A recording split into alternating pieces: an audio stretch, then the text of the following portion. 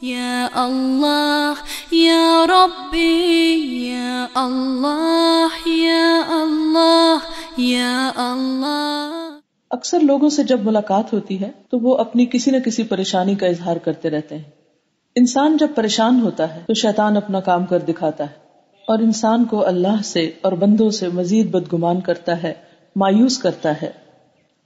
ایسی صورتحال میں عام طور پر انسان کا بہت سا وقت غیر ضروری تبصروں اور باتوں میں ضائع ہو جاتا ہے۔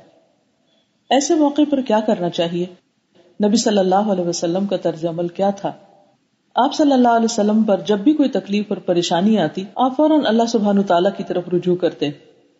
ویسے بھی اگر غور کیا جائے تو نوافل کی کثرت انسان کو اللہ کی محبت کے قریب کر دیتی ہے۔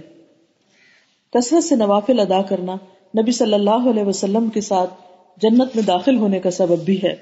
یعنی نہ صرف یہ کہ دنیا کی تکلیفیں بلکہ آخرت کے درجات کی بلندی بھی نمازوں کے ساتھ ہے۔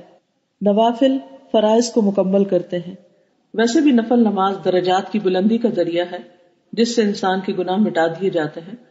نبی صلی اللہ علیہ وسلم نے فرمایا، زیادہ سے زیادہ سجدے کیا کرو، کیونکہ تم اللہ تعالیٰ کی رضا کے لیے ایک سجدہ کرو گے تو وہ اس کے بدلے تمہارا ایک درجہ بلند کر دے گا اور تمہارا ایک گناہ مٹا دے گا۔ آج کے بعد ہم اپنی یہ عادت بنا لیں کہ اگر ہمیں کسی بھی قسم کی کوئی تکلیف، کوئی پریشانی، کوئی دکھ، کچھ بھی لاحق ہو تو لوگوں سے رجوع کرنے کی بجائے اپنے رب کی طرف رجوع کریں اور خشوع و خضوع کے ساتھ نوافل ادا کریں۔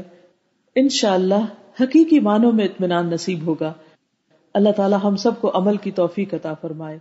یا اللہ یا ربی یا اللہ یا اللہ یا اللہ۔